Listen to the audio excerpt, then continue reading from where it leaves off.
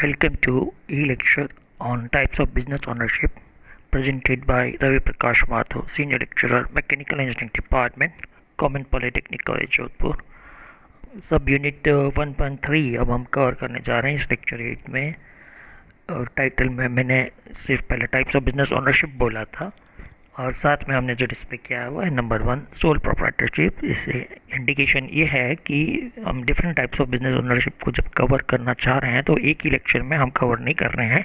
उसके लिए हमने मल्टीपल लेक्चर्स कंपोज किए हैं और इस पर्टिकुलर लेक्चर में हम केवल सोल प्रोप्राइटरशिप यानी कि एकल स्वामित्व के संबंध में विस्तृत चर्चा करेंगे। इससे पहले हम डिफरेंट टाइप ऑफ ओनरशिप के बारे में बातचीत करेंगे और उसके पश्चात एकल स्वामित्व के विशेष चारित्रिक विशेष जो गुण हैं उनके बारे में, उसके लाभ, उसके सीमाओं या डिसएडवांटेज के बारे में बातचीत करेंगे। तो हम प्रारंभ करें। हम स्वामित्व के प्रकार किस प्रकार से सामने आते हैं, ओनरशिप, टाइप्स ऑफ ओनरशिप। निश्चित रूप से हमारा जो फोकस है स्वामित्व का वो किसी व्यावसायिक संस्था से संबंधित है, इसलिए ये जो स्लाइड में हम देखेंगे जो प्रारंभ हो रहा है, व्यावसायिक संस्था या उपक्रम पर किसका अधिकार है, किसकी उसके ऊपर अथॉरिटी है, किसका अधिकार है, निजी व्यक्ति का है अथवा किसी राज्य का। और यदि निजी व्यक्ति का भी है तो किसी एक ही व्यक्ति का है अथवा व्यक्ति के समूह का। तो ये फैक्टर्स जो हैं वो इफेक्ट डालेंगे कि स्वामित्व के प्रकार का क्या रोल रहेगा। हिस्टोरिकली अगर हम बात करें तो प्रारंभ में निजी क्षेत्र में केवल एकाकी प्रारूप, सार्वजनिक क्षेत्र में केवल विभागीय प्रारूप ही प्रचलित था। लेकिन जैसे जैसे समय बदला और टेक्नोलॉजीज़ में परिवर्तन हुआ, वर्किंग में परिवर्तन हुआ, बिजनेस के स्वरूप में परिवर्तन हुआ, तो स्वामित्व के प्रारूप में भी उसके साथ परिवर्तन होता रहा। और उसका रिजल्ट ये है कि आज निजी और सार्वजनिक दोनों ही टाइप के जो व्यवसाय के स्वरूप हैं उनमें विभिन्न प्रकार के प्रारूपों में उन्हें संगठित किया जाता है और निश्चित रूप से फिर उनके स्वामित्व का प्रकार भी उसी अनुसार बदलता रहता है। फंडामेंटली अगर हम देखना चाहें किसी भी व्यावसायिक संस्था या उपक्रम के टाइप्स को जो डिसाइड करने वाले जो मेन 2 एलिमेंट हैं वो ये है कि वैधानिक यानी कि लीगल फॉर्मेलिटीज़ नंबर 1 और नंबर 2 है ऑनरशिप। तो ये 2 मुख्य बिंदु हैं जिसके आधार पर किस प्रकार का ओनरशिप का स्ट्रक्चर होगा वह निर्धारित किसी भी व्यावसायिक संस्था का या उपक्रम का वो निर्भर करेगा। उस संस्था का वैधानिक स्वरूप उसकी मर्यादा को निर्धारित करता है, मीन्स किस प्रकार की उसकी वर्किंग लिमिटेशंस रहेंगी। ये बात लीगल जो उसका हम कह सकते हैं जो भी लीगल उसके स्टेटस है, स्वरूप है, उसके ऊपर निर्भर करेगा और इसी के अनुसार उसकी कार्यविधि भी तय होती है। जहाँ तक संस्था के स्वामित्व का प्रश्न है, हमने लिखा है कि वह उसके वैधानिक स्वरूप से ही निर्धारित होता है। जिस प्रकार से लीगल स्टेटस जो भी बिजनेस का होगा उसी की इन ट्यून, उसी के अकॉर्डिंगली हमें स्वामित्व का निर्धारण करना होता है। इस प्रकार से किसी भी व्यावसायिक संस्था के वैधानिक एवं स्वामित्व के प्रकार को ही व्यावसायिक संगठन यानी कि बिजनेस ऑर्गेनाइजेशन का स्वरूप या फॉर्मेट कहा जाता है। स्वामित्व के आधार पर व्यावसायिक संस्था या उपक्रम को विस्तृत रूप से 2 भागों में विभाजित किया जाता है। प्रथम है निजी उद्यम या प्राइवेट एंटरप्राइजेज तथा दूसरा है सरकारी उद्यम या पब्लिक एंटरप्राइजेज। अब इस स्लाइड 4 में हमने ये एक चार्ट सा डिस्प्ले किया है जिसमें व्यावसायिक स्वामित्व के जो विभिन्न प्रकार हैं उनके चार्ट के रूप में डिस्प्ले किया हुआ। अगर आप देखेंगे सर्वप्रथम हमने स्वामित्व को 2 भागों में, जैसा कि पहले अभी जस्ट पिछले स्लाइड में हमने बात की थी, निजी उद्यम तथा सार्वजनिक उद्यम यानी कि प्राइवेट एंटरप्राइजेज और पब्लिक एंटरप्राइजेज फॉर्म में हमने उनको विभाजित किया है। पहले हम प्राइवेट एंटरप्राइजेज की स्ट्रक्चर को आगे और विभाजित जिस प्रकार से किया गया उसके बारे में देखते हैं। पहला विभाजन जो किया, फिर एक बार इसका 2 टुकड़ों में विभाजन है। एक हो सकता है नॉन इनकॉर्पोरेटेड और दूसरा हो सकता है कॉर्पोरेटेड, निगमित अथवा गैर निगमित, इस प्रकार का। और फिर गैर निगमित में भी जो उन्होंने आगे 2 बाइफर्केशन किया है उसमें है एकल स्वामित्व एवं साझेदारी अर्थात सोल प्रोप्राइटरशिप और पार्टनरशिप। निगमित की ओर ध्यान दें तो उसमें फिर उन्होंने मूल रूप से बड़े रूप से 2 टुकड़े किए हैं। इसमें प्रथम जो हिस्सा है वह है संयुक्त पूंजी कंपनी या जॉइंट स्टॉक कंपनीज, दूसरा है वो सहकारी संगठन ऑब्लिक समितियाँ अर्थात कोऑपरेटिव ऑर्गेनाइजेशन और cooperative societies. Joint stock company संयुक्त पूंजी कंपनी को भी आगे दो हिस्सों में विभाजित किया गया है, जिसमें प्रथम निजी सीमित कंपनी और दूसरी सार्वजनिक सीमित कंपनी अर्थात प्राइवेट लिमिटेड कंपनीज और पब्लिक लिमिटेड कंपनी। थोड़ा बहुत नाम से ही अंदाज हो जाता है कि पब्लिक लिमिटेड कंपनी में हो सकता है कि कंपनी के अंदर जो है विशेष रूप से आम जो जनता है, आम पब्लिक जो है, उसको भी कुछ भाग लेने की मेथोडोलॉजी उसके अंतर्गत सम्मिलित हो। तो जिस समय हम इसका विस्तृत विवरण हम जिस लेक्चर में देखेंगे उस समय इसके बारे में विस्तृत चर्चा करेंगे।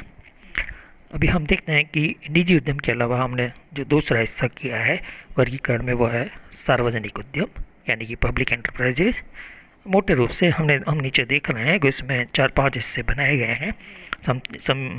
देखें हैं कि विभागीय उपक्रम या डिपार्टमेंटल अंडरटेकिंग, सार्वजनिक निगम अर्थात पब्लिक कॉरपोरेशन, सरकारी कंपनी, बोर्ड संगठन और मिश्रित जो निगम है, जो मिक्स नेचर की कॉरपोरेशन है, उनके बारे में भी विभाजन में यहाँ पे दिखाया गया है।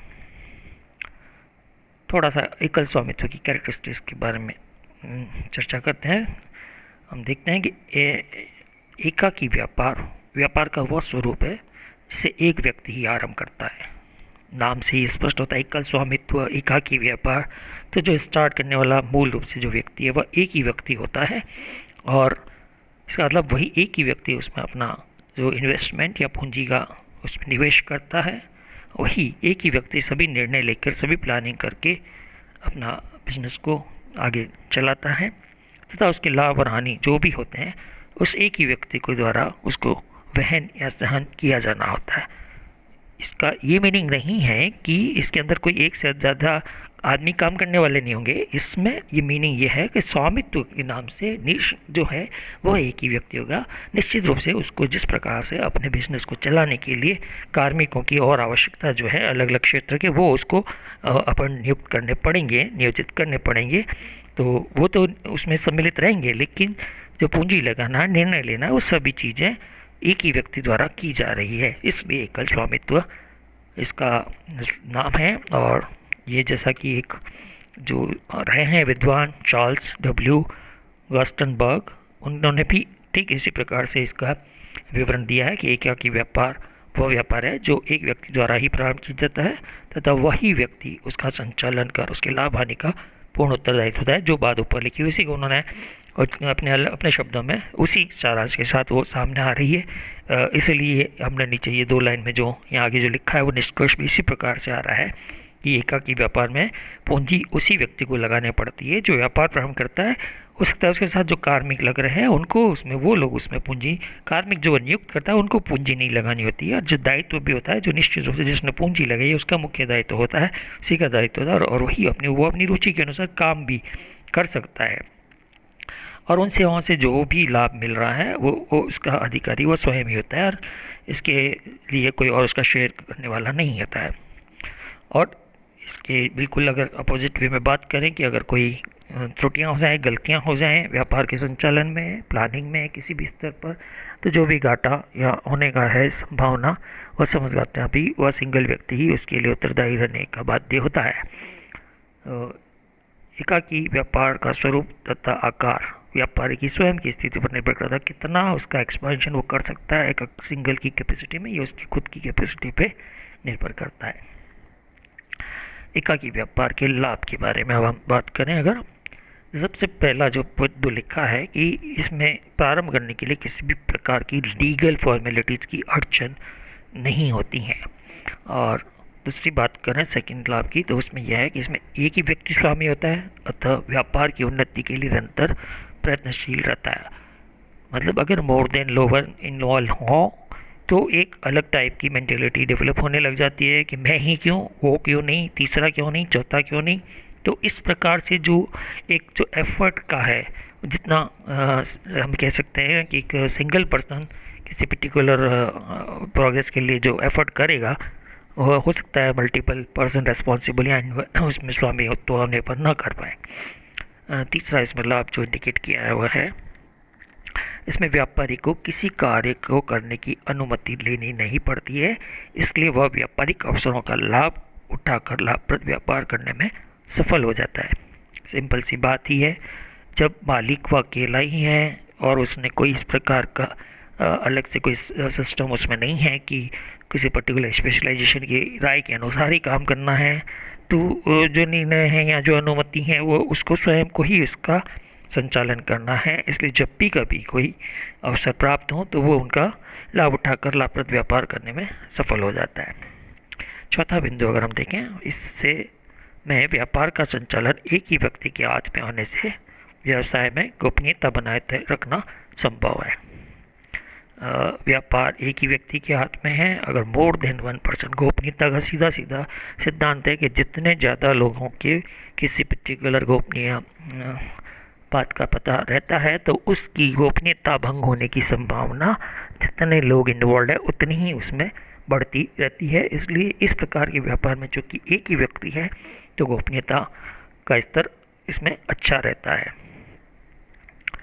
व्यापारी का ग्राहक से सीधे संपर्क में आता है और वह उसकी ग्राहक की रुचियों से परिचित रहता है। बिल्कुल सभी आप देखेंगे सेल्फ एक्सप्लेनेटरी है कि जब वो खुद ही मालिक है तो जो भी ग्राहक है उनके सीधा ही वो संपर्क में आता है। ऐसा नहीं है कि उसने मार्केटिंग में मैनेजमेंट या ऐसा कोई और फ्लोट कर रखा है सेक्शन जिससे कि पहले उनका परिचय ग्राहकों की उनकी आपसी बातचीत होती है और उनकी द्वारा वह मालिक तक पहुँचती है। इस प्रकार का कोई बात उसमें सिस्टम नहीं होता है, इसलिए वो सीधा संपर्क में रहता है।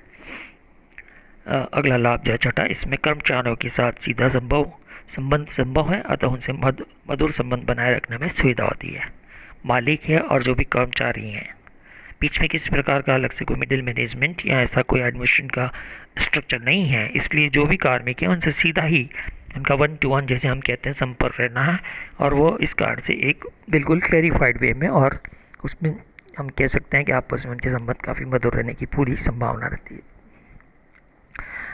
7th इसमें जो इंडिकेट है, होने वाला लाभ सभी लाभ मालिक को ही मिलता है, इसलिए वह अपनी योग्यता में रुचि से कार्य करता है। 8वां कि ऊपरी खर्चे कम होने से माल सस्ता बेचा जा सकता है। ऊपरी खर्चे जो जनरली बनते हैं वो जितना ज़्यादा स्ट्रक्चर किसी भी ऑर्गेनाइजेशन का बड़ा होता है, उसमें अलग अलग सेक्शन होते हैं, अलग अलग स्तर के प्रबंध या और सेक्शंस अगर हों तो उसके अनुसार ऊपरी खर्चा जनरली बढ़ता रहता है। तो वो चीज़ एकल स्वामित्व में जो कि है ही नहीं, तो ये निश्चित रूप से ऊपरी खर्चा कम होता है और इस कारण जो ओवरऑल कॉस्ट जो बनती है प्रोडक्ट की वो कम बनती है वो, और उसकी इस कारण से प्राइस भी कम निर्धारित होती है। लाभ के साथ साथ कुछ सीमाएं, कुछ हानियाँ भी एकाकी व्यापार में सामने आती है। सर्वप्रथम अगर हम आज के ज़माने की बात करें तो मॉडर्नाइज फैक्ट्रीज़ लगाना जनरली संभव नहीं होता है, क्योंकि एकल व्यक्ति ही उसमें पूंजी लगा रहता है, तो पूंजी की सीमितता निश्चित रूप से रहती है, इस कारण से ये संभव नहीं हो पाता है।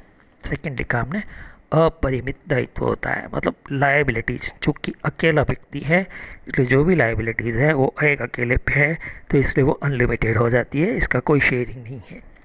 जो दूसरे हम आगे जब देखेंगे टाइप के ऑर्गेनाइजेशन, उनमें इस प्रकार का अपरिमित दायित्व जो है वो शेयर हो जाता है, बढ़ जाता है। और ये लिखा है कि जब एक ही व्यक्ति है तो ये आवश्यक नहीं है कि वह सभी टाइप की टेक्निक्स में वो व्यक्ति एफिशिएंट हो, ये ज़रूरी नहीं है मालिक के लिए, तो ये इस प्रकार की एक सीमा एक हानि के रूप में सामने आता है। जहाँ तक एक्सपांशन का सवाल है बिजनेस का, अब वो भी एक तरह से हम कह सकते हैं इतना ज़्यादा बहुत तेज़ी से बहुत बड़ा एक्सपांशन करना संभव नहीं होता है, क्योंकि पूंजी के हिसाब से, यहाँ के पर्सनस के हिसाब से एकल स्वामित्व में ये एक सीमा रहती है। 5वां हमने लिखा है कि मालिक की अक्षमता के कारण व्यवसाय में हानि होने पर उसे बंद करना पड़ सकता है। जो ऑनर है अगर वो इनकेपेबल हो किसी कारण से जो व्यवसाय चलाने में, और अगर हानि हो जाए तो बिजनेस बंद ही करना पड़ सकता है। जबकि अन्य जो फॉर्मेट्स है उसमें किसी मोर देन 1 ओनरशिप में जो फॉर्मेट्स हैं उन 1% उसमें इस प्रकार की का हानि खतरा बहुत रिड्यूस हो जाता है, बल्कि नहीं के बराबर ही रहता है।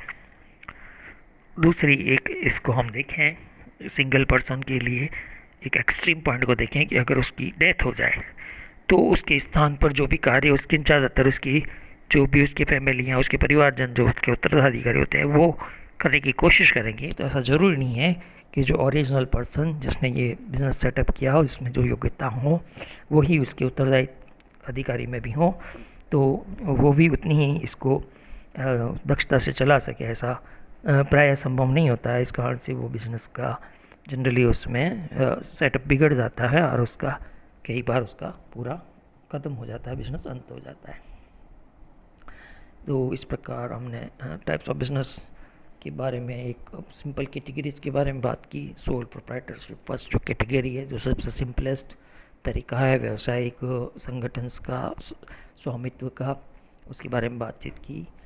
इससे संबंधित जो भी अगर आपको डाउट्स रेज हो रहे हों, क्वेरीज आ रही हो दिमाग में पढ़ने के बाद, अभी बाद में कभी भी, तो आप इसको संदर्भित करते हुए, इस लेक्चर को, इस टॉपिक्स को संदर्भित करते हुए मुझे अपने व्हाट्सएप मोबाइल नंबर पर, जो मेरा मोबाइल नंबर व्हाट्सएप से कनेक्टेड है, उस पर अपनी क्वेरीज, अपने डाउट्स भेजिए। मैं उनका समाधान आपको करने की कोशिश करूँगा।